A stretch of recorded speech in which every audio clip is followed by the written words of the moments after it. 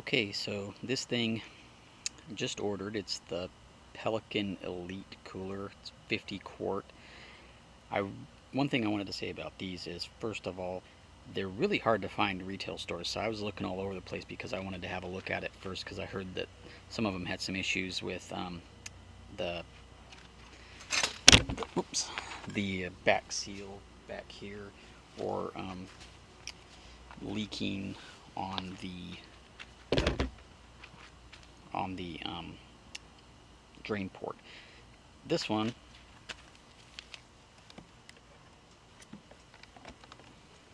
I've had water in it for a couple hours now, with a couple jugs full of ice, and I haven't had any leaking. Not really the best test for seeing how long it'll hold ice. I was just really wanting to kind of check it out. So far everything looks good. Everything's in good shape. Latches are awesome. But there's a couple reasons I went with this one. One, of course, is it's quite a bit cheaper than a Yeti. And the other reason is I feel like Yeti does some deceptive marketing. This one's called a Pelican 50.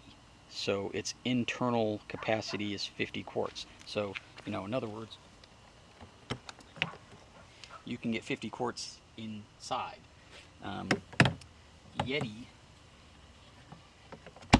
when you look at theirs, not quite sure how they determine what their numbers are, because so if you have like a Yeti, the 65, it will not hold 65 quarts. I don't know if maybe it's actually the volume that the cooler itself will displace, because I don't have a Yeti, so I can't test that out. But to me that seems slightly deceptive, because if you have one that's 65 for a Yeti and a 65 for pretty much any other brand, the Yeti will actually hold less than 65, and the other brands will hold 65 quarts, or in this case, it would be a 50.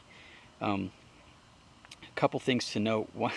One of the things we were hoping to do, other than upgrading to something that would hold ice a lot longer than our little igloo cooler, really kind of hoped this would fit in our trunk.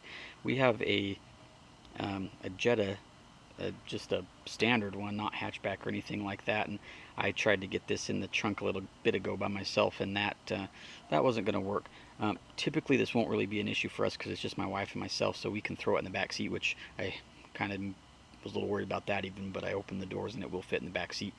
Problem is, sometimes we do have one or two other people with us, and now I'm not quite sure what we're going to do, because if we have to go back to the igloo cooler, which we can fit in the trunk, kind of defeats the purpose of having this nice snazzy cooler on longer trips. We are actually looking at upgrading to a different vehicle. It might, luckily the one we're looking at upgrading is hatchback, and so that won't be a problem, but something to consider, if you're worried about how you're going to carry this or where you're going to store it. Be sure to check all the specs on the exterior dimensions and everything. I mean, I kind of did that, but I wasn't able to build a model or a functional box that was the size of this thing to see if it would fit, because footprint wise it will fit in the trunk. It's actually, the problem is when you put it in the trunk, you kind of have to put it at an angle, and I can't get it in and then pivot it down in. So that's kind of the problem I'm having right now.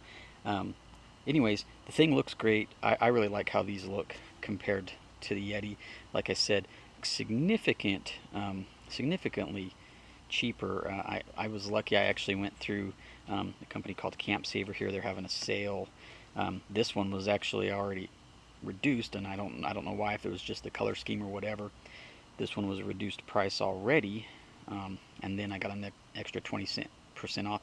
So for about the closest I could get to the Yeti in price, this one, after taxes and everything, came out to like $150 cheaper, and that's kind of hard to pass up. So other than that, I think I'll do some ice tests and things with a little bit later, and then either post another video or stitch a bunch of videos together into one short one that kind of does a little bit more of a review.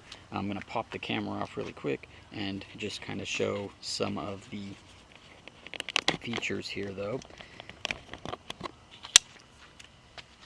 So, you know, if you've looked at Yeti, you know that they have these like rubber T-strap things, and I mean, I don't know, they're like, you know, the old-fashioned bungee cord material, which, you know, should last a while and everything, but I don't know, I didn't like it.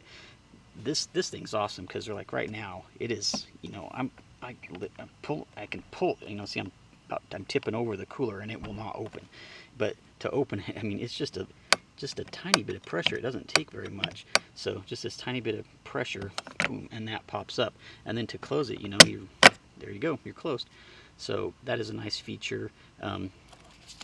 Over here, we've got the lock hole. You know, if you get one of these, you want to put a lock on, you're going to have to get a long a long lock, because I mean, you've got like 1.5 inches right there.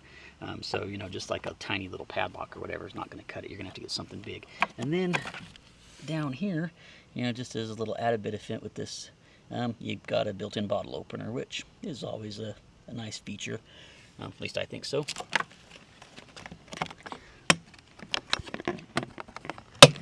So inside, got this freezer grade seal here, which, you know, a little gap, but I think probably anything you're going to get, I don't know that they're going to be able to put in a continuous one, so we'll see if that has any effect. These are in every corner. You have these integrated tie-down points. These probably aren't really going to come into play for us, but, you know, if you're on a boat or something, or you're in a truck and you're worried about this thing flying off, you know, you can put in like a ratcheting hook here or something and secure down all of the corners. So, you know, just another added thing. And then down here, I'm not going to open it up because, like I said, I do have water in it, and I'm kind of just seeing how things hook up. But one of the issues I know people had was they were saying on some of these models they leaked around here. I haven't had any problems. I've had it out here for a couple hours, and it's a couple gallons of water still in there. One nice thing, you know, is if these things are heavy, especially once you get them full. I mean, I've got 2 gallons of water and then 2 1-gallon jugs full of ice. So you add that, and then the cooler is almost 30 pounds by itself. So it starts getting heavy. So if you want to drain it and not have to move it, nice thing about this is you can just unscrew this and hook a section hose onto it and drain the water where you want without having to make a mess anywhere or lug it around. So I kind of thought that was just a nice little feature. And in addition to that, when you are draining it, this one, you can see down here, it actually will channel the water down this way, so, you know, no having to lift up the back to get the water to drain out. So that's kind of another nice feature as well. So I think that's it. You know, so from the looks, and so far it looks pretty nice. So eventually we'll do the test with the ice and see how things hold up. If we can figure out how to get it in the trunk, I'll be sure to update that as well.